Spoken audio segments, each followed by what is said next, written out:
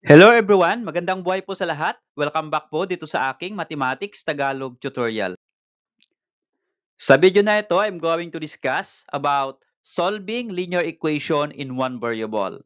In this video lesson, ay magpipresent po ako ng different examples on how to solve linear equation. Just like for 1 to 3 examples, these are linear equation in one variable having fractions.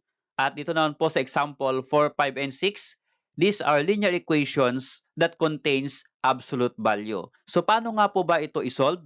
Yan po ipapaliwanag ko sa inyo in step by step. At ito po ay part 2 ng aking video lesson about solving linear equation. Kapag hindi po nyo napanood yung part 1, ay pwede po ninyong puntahan dito po sa description ng video lesson na ito. Okay, so let's start. For example number 1, solve x plus 2 divided by 3 is equal to 2x minus 7 divided by 5. So, how are we going to solve this equation having fractions? So, ganito lang po yon.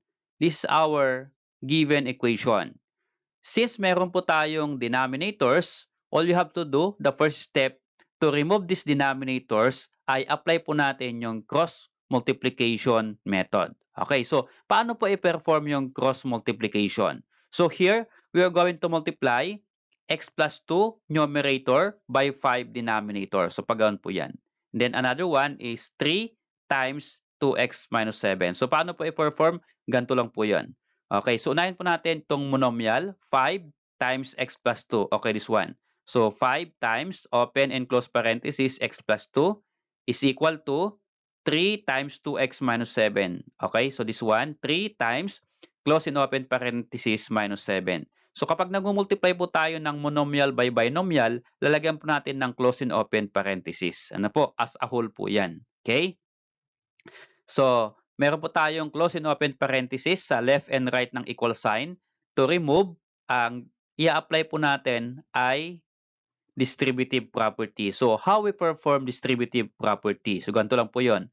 Multiply natin itong monomial 5 by a binomial inside the parenthesis x plus 2.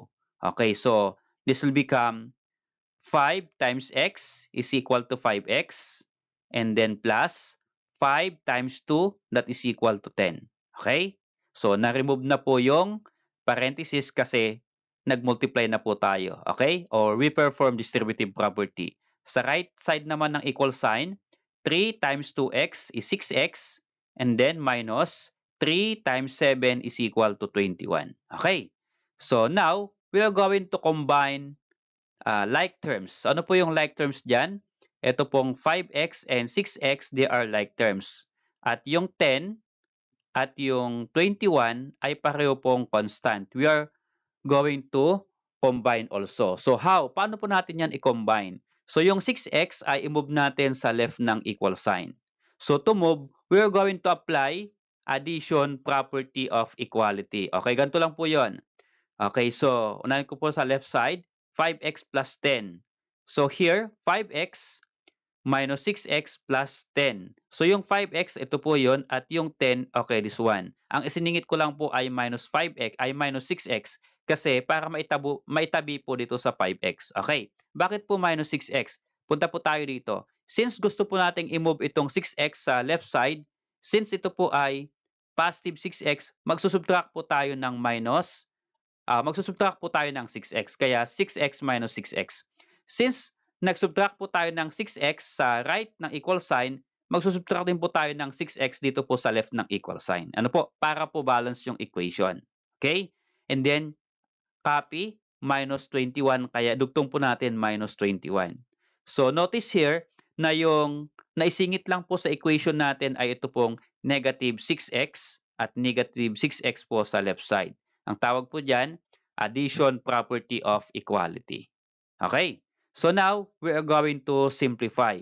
Ito pong 6x minus 6x will become 0. At ito naman pong 5x minus 6x, we can subtract. So what is 5x minus 6x?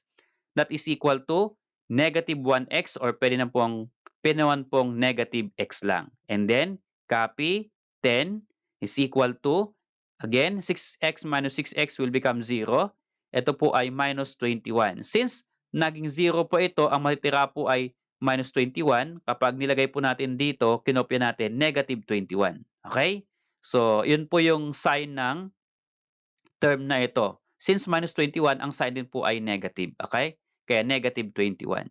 So, we have now negative 1x plus 10 is equal to negative 21. So, now we are going to combine 10 and negative 21. I-move naman po natin yung 10 sa right side. Okay? So, para ma-move po yan, i-perform ulit natin addition property of equality. Since ito po ay plus 10, then magsusubtract po tayo ng 10. Ano po? So that 10 minus 10 equal to 0. Para mawala po dito yung 10 sa left ng equal sign. Since nagsubtract tayo ng 10 sa left, magsusubtract din po tayo ng 10 sa right. Kaya po ito po ay negative 21 minus 10. Okay? So simplify natin. So this become 10 minus 10 is 0. Ang matitira po dito ay negative 1x or pwedeng negative x na lang po ito. Is equal to subtract natin, negative 21 minus 10, that is equal to negative 31. Okay. Here, since pareho po silang negative at negative, hindi po kasi pwedeng negative ang numerical coefficient ng variable x. Dapat po always positive 1 po ito. Okay, so to remove the negative, change lang po natin yung sign ng left and right. Since 1 lang naman po ang numerical coefficient. So let's become, okay, x equal to 31. So from negative to positive, then negative 31 to positive 31. Okay? So another method kung bakit po ginawa nating o naging positive sila pareho ay pwede naman po tayo mag-multiply ng negative 1 to both sides of the equation. So negative 1 times negative 1 here is positive 1 and negative 31 times negative 1 is positive 31. Okay? Or in short, sabi ko nga po, pareho po ninyong i-change yung sign. Ano po? From negative to positive, from negative to positive. So, the value of x now is equal to 31. So itaas ko po dito and let's check if our answer is correct. Okay, so let's check if our answer is correct na ang value ng x is equal to 31. So ito po yung ating original equation. So all you have to do to check is that you are going to substitute the value of x here in our equation. So x plus 2, ilalagay po natin yung 31 sa x at dito po 2x minus 7, may x po, ilalagay din po natin yung 31 sa x. So this will become, so here, so x plus 2 is 31 plus 2 over 3 is equal to 2x means 2 times x. Kaya ito po ay, ang x po ay 31 again. So 2 times 31 and then copy minus 7 divided by 5. Okay? So ang ginawa lang po natin dito ay nag-substitute ng value ng x na 31. So here to simplify, we can add first 31 plus 2 is equal to 33 and then copy 3 sa denominator is equal to, so before we subtract, multiply first. So 2 times 31 is 62 and then copy minus 7 and then divided by 5. Okay? And then next, we are going to simplify 62 minus 7. This will become, what is 62 minus 7? That is 55 and then copy over 5. So we have now 33 over 3 is equal to 55 over 5. So if you are going to simplify, so this will become 33 divided by 3 is 11 and 55 divided by 5 is 11. Okay? Is 11 equal to 11? Yes, that's true. Since nag-true po yung ating two sides of equal sign, yung left and right ng equal sign ay equal, then our answer is correct. So tama po that the value of x is 31 in this equation. Okay, for example, number 2. Solve x minus 6 divided by 2 is equal to x plus 4. Okay, this time, yung may fraction po ay yung left lang ng equal sign. Okay, so how are you going to solve this kind of equation? So ganito lang po yung ating simple solution or computation. So ito po yung ating given. Still, meron po tayong denominator. Then we are going to perform cross multiplication. Okay, so here to perform cross multiply, ano po yung denominator ng x plus 4? Ang denominator po niyan ay kapag wala, that is 1. Okay? So lagay po natin divided by 1. Okay, so here we can multiply x minus 6 times 1 para maging cross. At ito naman 2 times x plus 4. Okay, so ganito po yun. Okay, so this one, 1 and then times x minus 6, okay, this one is equal to 2 times x plus 4, okay, this one. So kapag naglalagay po tayo ng multiplication between monomial and binomial, maglalagay po tayo ng close and open parenthesis. Ano po? Okay, so here, if you multiply 1 by x at 1 by 6, okay, the same po yung lalabas. Ano po? So, i-perform natin yung distributive property. So, 1 times x is x minus 1 times 6 is 6 is equal to, okay, sa right side, 2 times x is 2x, then plus this one, 2 times 4, that is equal to 8. Okay, so na-remove na po natin yung close and open parenthesis by distributive property. Now, we are going to combine like terms. So again, we have x and 2x, they are like terms. Okay? So yung x at 2x ay pagsamahin po natin sa left ng equal sign. Okay, so move natin yung 2x sa left ng equal sign by applying addition property of equality. Okay, so here, positive 2x, kaya magsusubtract po tayo ng 2x. Okay? Since nagsubtract tayo ng 2x, magsusubtract din tayo ng 2x sa left ng equal sign para po balance yung ating equation. Okay? So here, x minus 2x and then copy minus 6. Isisingit lang po natin yung minus 2x is equal to 2x, then minus 2x, and then copy plus 8 here. Okay? So we're going to simplify 2x minus 2x will become 0. So let's become, here, ito muna yung simplify natin. X minus 2x is negative 1x or pwedeng negative x na lang. And then copy minus 6 is equal to 2x minus 2x is 0. So ito lang po matitira. Plus 8 kaya ito po ay positive 8. Okay, we have here minus 6. I-move natin yan sa right ng equal sign. I-combine po natin dito sa 8 na constant. Okay, so since yan po ay minus 6, magpa-plus po tayo ng 6. Okay? So kung ano po yung opposite na sign, yun po yung ipe-perform natin. So ito po ay minus 6, kaya ito po ay plus 6. Since we add 6 sa left ng equal sign, mag-a-add din po tayo ng 6 sa right ng equal sign. Okay? Again, ang ginawa po natin ay addition property of equality. Okay, so i-perform po natin yan. So this become negative 6 plus 6 is 0. Okay? Ang matitira po ay ito pong negative 1x or pwedeng negative x na lang po. Okay? Is equal to, add 8 plus 6 is equal to 14. Okay, here, since negative 1x is equal to 14, pwede po nating i-change yung sign. Hindi po kasi pwedeng negative ang numerical coefficient ng variable x. Dapat po always positive 1 po ito. Okay, so we are going to multiply negative 1 to both sides. So negative 1 times negative 1 here is positive 1 and 14 times negative 1 ay negative 14. Or, in short, since 1 po ang numerical coefficient at ito po ay negative, change lang po yung sign. Ano po? So negative will become positive at positive will become negative.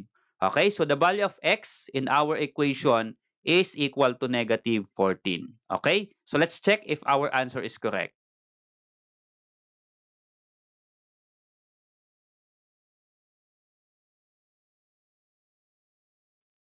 Okay, so itas ko po yung ating original equation and let's check if the value we calculated is correct. Ano po? So negative 14 po yung x. So dalawa po yung x sa ating equation.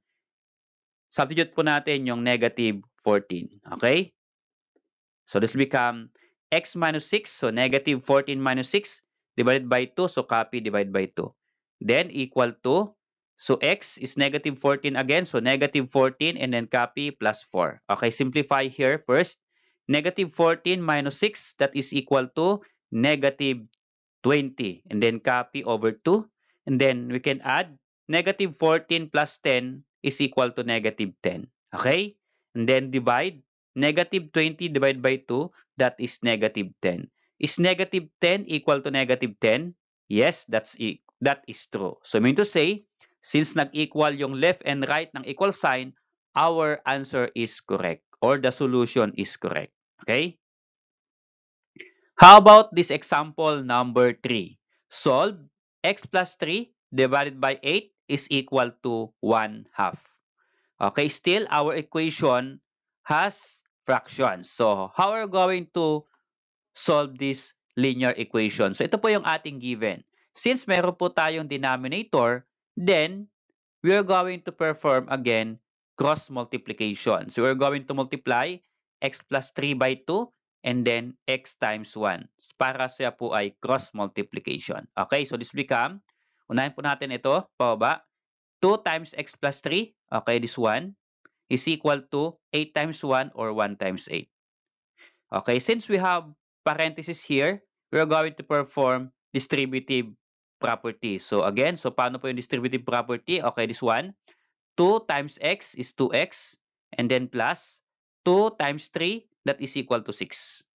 And then equal sign, 1 times 8 is equal to 8. So wala na po yung ating close and open parenthesis. We have 6 and 8, we are going to combine. So ito pong 6 ay move natin sa right ng equal sign by applying again addition property of equality. Since ito po ay plus 6, magmaminus po tayo ng 6 to both side. Okay, so let's become 2x minus 6, okay, this one. And then minus 6 is equal to 8 minus 6. Okay, so again, inuulit ko, kapag ito po ay plus 6, then minus 6. Ano po? Kung ano po yung opposite na sign. Since ito po ay positive, kaya negative po dapat ang i-add po natin. Okay? So, ito pong 6 minus 6 will become 0. So, ang maiwan po sa left ng equal sign ay ito pong 2x. Okay? Is equal to, simplify natin, 8 minus 6 is equal to 2. So, we have now 2x is equal to 2. So, pag sinusolve po natin itong equation, dapat ang numerical coefficient ng x ay positive 1. Since ito po ay 2, we are going to apply, okay, multiplication property to remove numerical coefficient na 2. Ano po? So, 1 half sa left, 1 half din sa right para balance. Ano po? So, kung ano po yung i-multiply natin sa left, dapat gawin din po sa right. So, 2 po yung numerical coefficient, kaya ang i-multiply po natin ay 1 half. Ano po? So, 1 half sa left, 1 half sa right. So that we can cancel 1 half and then 2. Okay? So, ang maiwan po dito sa left ng equal sign ay ito pong x na lang. Okay? So, x is equal to, so we can cancel this one, 2 divided by 2 here. Okay? So, we can cancel. 2 divided by 2 is 1, or 2 times 1 half. Okay? Kalahati daw po ng 2. 1 half times 2 is equal to 1. So, the value of x is equal to 1. Okay? Itask ko po. And then let's check if our answer is correct. Okay, so to check, we are going to use the original equation. So x plus 3 divided by 8 is equal to 1 half. So yung x po natin ay ito lang po yung x natin. Substitute natin yung value ng x na na-solve natin, which is equal to 1. Okay? Substitute po natin dito sa x. So this will become x plus 3. So ito po ang x po ay 1. So 1, then plus 3, then copy divide by 8 is equal to, okay, copy 1 half. Okay? Substitute lang po yung ginawa natin dito. So we are going to perform addition first. 1 plus 3, that is equal to 4. So we have 4 over 8, copy 8, is equal to 1 half. Now, we are going to reduce 4 over 8 kasi pareho po silang fraction. So, yung 4 over 8, what is the number that can be divided by 4 and also divided by 8? So, ang pwede po dyan ay 4. Okay? So, we have now 4 divided by 4, okay, is 1. And then 8 divided by 4 is 2. So we have now 1 half is equal to, copy 1 half. 1 half is equal to 1 half. Are they equal? Yes, they are equal. Another way to check is that kapag ganito po silang parehong fraction, cross multiply lang po yan. Okay? So pag cross multiply po natin, 4 times 2 here is 8. And then ito naman, 8 times 1 is 8. Is 8 equal to 8? That's true. So dapat equal din po sila ulit kapag sa cross multiplication. Okay? Since nag-true po yung ating checking, then our answer is correct. Okay, for example, number 4. Solve absolute value of x plus 5 is equal to 8. So this time, our equation contains absolute value. So paano po natin yan isosolve? Okay, ganito lang po yung pag-solve kapag meron po tayong absolute value. So this is our equation or original equation.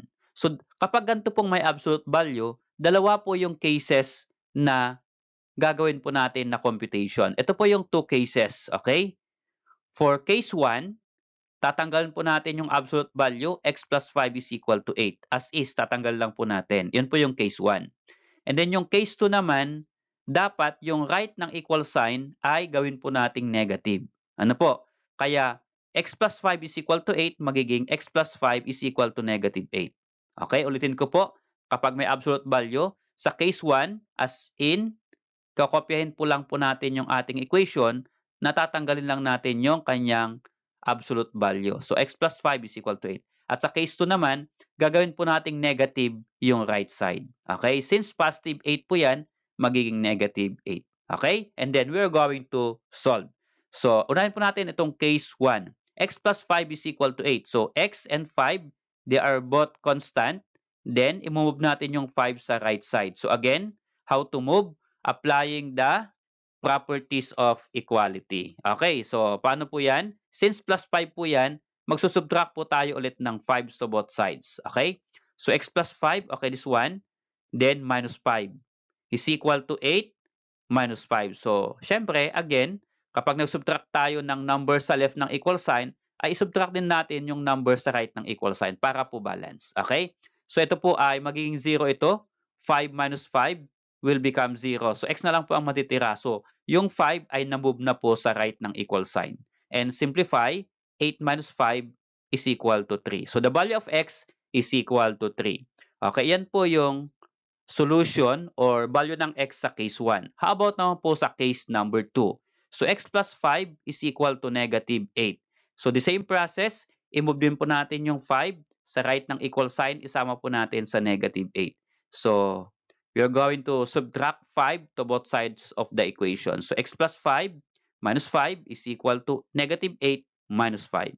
So, here, ito pong 5 minus 5 ay mamove na muna natin o magiging 0 at yung 5 ay namove po sa right side.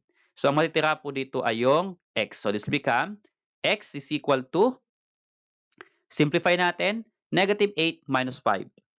Then, the answer is negative 13. Okay? So, the value of x is equal to negative 13. So, dalawa po yung possible na solutions po natin. So, 3 and negative 13. Kaya, to answer the question, the solution set is 3 and negative 13. Okay?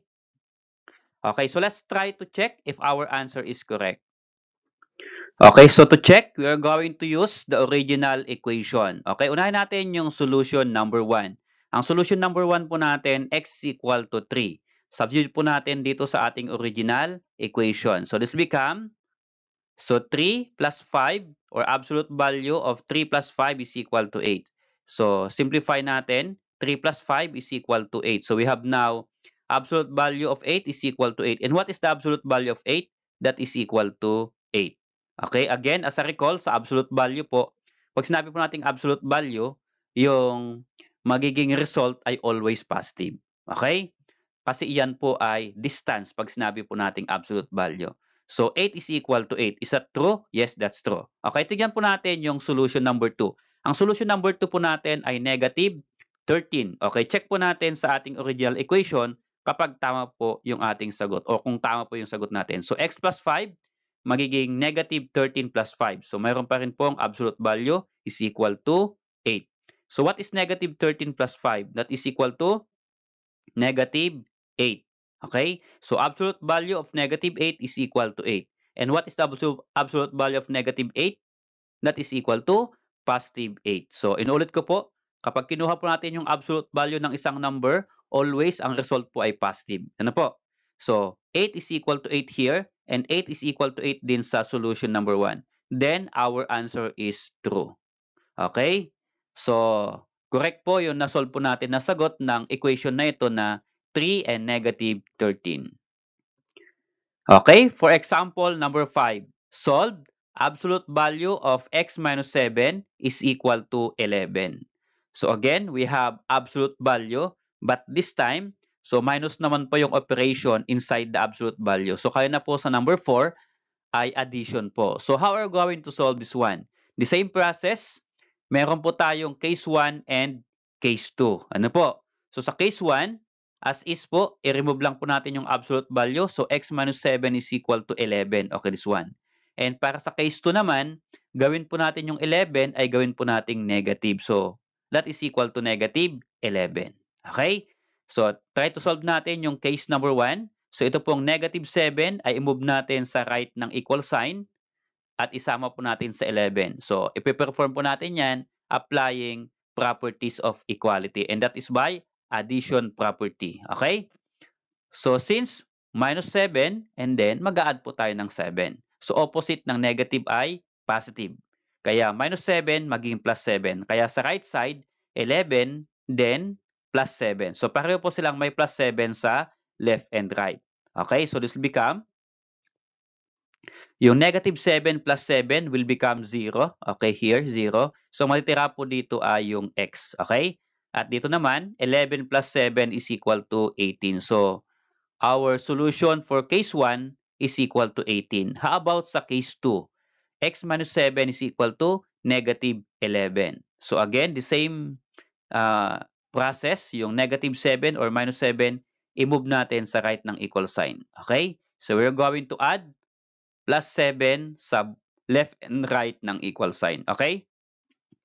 So ito pong negative 7 plus 7, again, ito po ay magiging 0. Okay? So this will become, okay, kapag 0 na po itong negative 7 plus 7, x na lang po ang may iwan dito. Okay? So this become, simplify natin, negative 11 plus 7, that is equal to negative 4. Okay? So our solution number 2 is equal to negative 4. Okay? So what are the solutions? The solution set is 18 and negative 4. Okay? So itask ko po dito yung solution and let us check if our answer is correct. So let's check using the original equation. Okay, for solution number 1, ang solution 1 po natin ay 18. Okay, substitute po natin sa ating original equation, absolute value of x minus 7 is equal to 11. Okay, lagay po natin or substitute po natin yung 18. So this become 18 minus 7 or absolute value of 18 minus 7 is equal to bring down 11. So simplify 18 minus 7, that is equal to 11. Okay, so absolute value of 11 is equal to 11. So what is the absolute value of 11? Always positive, so 11. Okay, 11 is equal to 11. Are they equal? Yes, they are equal. So that's true. Okay, how about solution number 2? Ang solution number 2 po natin, or value of x number 2 is negative 4. Okay, substitute natin and simplify to the original equation. So absolute value of x minus 7 magiging negative 4 minus 7. Okay? Is equal to bring down 11. Simplify natin. Negative 4 minus 7, that is equal to negative 11. So absolute value of negative 11 is equal to 11. Okay? So now, what is the absolute value of negative 11? Okay, always make it positive. Kaya po, absolute value of negative 11 is 11. That is equal to 11. Are they equal? Yes, they are equal. So, pareho pong true yung checking natin sa solution 1 at solution 2. Therefore, we can conclude that our answer is correct. Okay? Okay, for example, number 6, solve absolute value of 3x plus 4 is equal to 25. So again, yung ating pong equation ay meron siyang absolute value po. Pero this time, yung variable x ay meron na pong numerical coefficient na 3. So how are we going to solve this linear equation with absolute value? So this is our original equation. Again, two cases po yung ating pag-solve. So we have case 1, as is 3x plus 4 is equal to 25. Just remove the absolute value. And then sa case 2 naman, again, gawin po nating negative or change the sign yung right ng equal sign. So ito po ay mula positive, gawin po nating negative. Okay? So try to solve case number 1. So here, we have 3x plus 4 is equal to 25. So yung 4, move po natin sa right ng equal sign by applying properties of equality. So addition property po yung gagawin natin. So plus 4 or positive 4, then we are going to subtract 4. Okay? So 3x minus 4, 3x minus 4, and then minus 4. And then 25 minus 4. Okay? So simplify, 4 minus 4 is 0. So ang matitira po dito ay itong 3x. So this become 3x is equal to, simplify or subtract, 25 minus 4, that is equal to 21. So we have now 3x is equal to 21. So again, dapat po ang numerical coefficient dito ay positive 1. Since ito po ay 3, we're going to apply multiplication property. So ano po yung multiply natin para ma-remove natin yung 3 at ma-move natin sa right ng equal sign? Since yan po ay 3, multiply 1/3. Ano po? So since 3, kaya third po or 3 po yung denominator, kaya po 1/3. Kapag ito po ay 2, 1/2. Kapag ito po ay 4, and then 1/4. Okay? Since we multiply 1/3 sa left ng equal sign, we multiply 1/3 also to right ng equal sign para po balance. Okay? Then we can cancel, okay, 1/3 and then 3. So 1/3 times 3 is equal to 1. Okay? So ang matitira po dito ay yung x na lang. And then sa right naman ng equal sign, 21 times 1/3 or 21 divided by 3, that is equal to 7. Okay, so the value of x is equal to 7 for case 1. How about for case 2? 3x plus 4 is equal to negative 25. So the same process, i-move natin yung 4 sa right ng equal sign by addition property. Okay, so since plus 4, kaya magmamanus po tayo ng 4 sa both sides ng equal sign. Okay? So 3x plus 4, then minus 4, negative 25 minus 4. Okay? Para po balance. Okay? So 4 minus 4 ulit ay 0. So matitira po dito ay 3x. Then sa right side, negative 25 minus 4 is negative 29. Okay, so we are going to remove 3 na numerical coefficient ng x by multiplication property. So again, i-multiply natin ng 1/3 sa both sides of the equation to cancel 1/3 and then 3. So ang matitira po, kapag na-cancel po yung 3 dito ay yung x na lang, and then negative 29 times 1/3 is negative 29 over 3. So we cannot divide negative 29 by 3. So as is, pwede pong fraction yung ating pong sagot. Not all the time po ay whole number yung sagot natin. So pwede rin po ang value ng x ay fraction. Okay, so dalawa po yung solutions ng equation number 6. The solution set is 7 and negative 29 over 3. So check po natin if our answer is correct.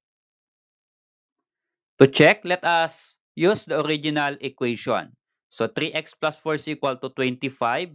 Try po natin yung solution 1 at solution 2. Okay, so for solution 1 first, ang value ng x ay 7. So substitute po natin dyan. So magiging absolute value of 3x means 3 times x. Kaya kapag sinubstitute natin yung value ng x na 7, so magiging 3 times 7 and then copy plus 4 is equal to 25. Okay, so simplify, 3 times 7 plus 4. So multiplication muna. 3 times 7, that is equal to 21. And then plus 4 equal to 25. So we have now absolute value of 21 plus 4. So add lang po muna natin. 21 plus 4 is equal to 25. So we have absolute value of 25 is equal to 25. So what is the absolute value of 25? Always make it positive. Kaya 25 is equal to 25. Are they equal? Yes, they are equal. How about solution number 2? Ang solution number 2 po ay negative 29 over 3. Okay? Ang value ng x. So, absolute value of 3x plus 4. So, substitute ulit natin.